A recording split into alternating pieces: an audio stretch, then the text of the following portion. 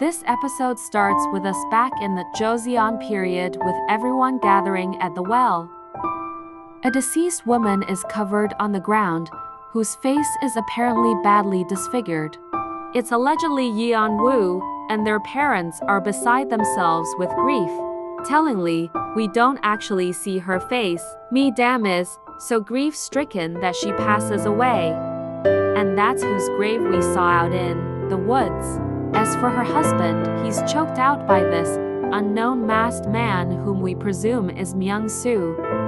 Back in the present, Dam is shocked to see the words in the journal write themselves into the paper. And the chairman? Well, he notices the hands start to move on the watch.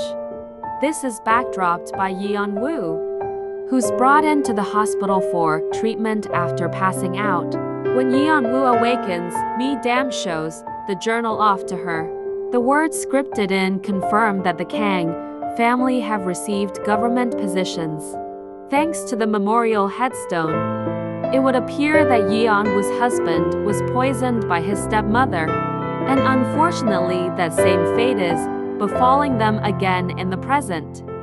With Hae-suk closing in on Tae Ha, despite receiving a warning from the guardian angel, is convinced that this is the best way forward and is dead set on making sure he protects her no matter what, even if it means sacrificing himself to do so. And part of that sacrifice comes from stepping down to protect SH's integrity and reputation.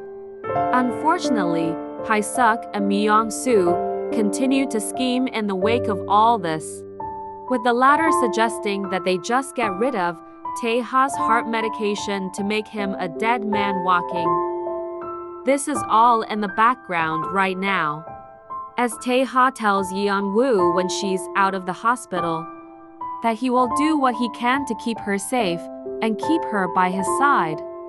Yeon Woo, though, is determined to try and put everything back to the way it should be and make sure that she confronts this head-on. As they talk, Tae Ha admits that the guardian angel spoke to him, but he doesn't disclose everything. They discuss serving as a bodyguard of sorts to make sure nothing bad comes from them both. At the same time as this happening, Hong Seong-pyo and Sa-wol continue to get along like a house on fire. This causes friction with Hong's sister, Na-rae, when she walks in on them together. Thankfully, Sa-wol has a way with words, and she convinces her to let them become friends and get along well. Part of that, though, stems from allowing her to cook kimchi fried rice. In the wake of all this, there is more scheming over at SH Seoul. Specifically, the chairman who intends to make a big shakeup at the company. He's coming for resignations, and he puts his top guys in charge to make sure that happens. This is backdropped by Yeon Woo and Tae Ha, who wind up inside the office and begin flirting just as things get a bit hot and heavy. Hong's phone goes off and he reveals himself. It turns out he has something big to talk about.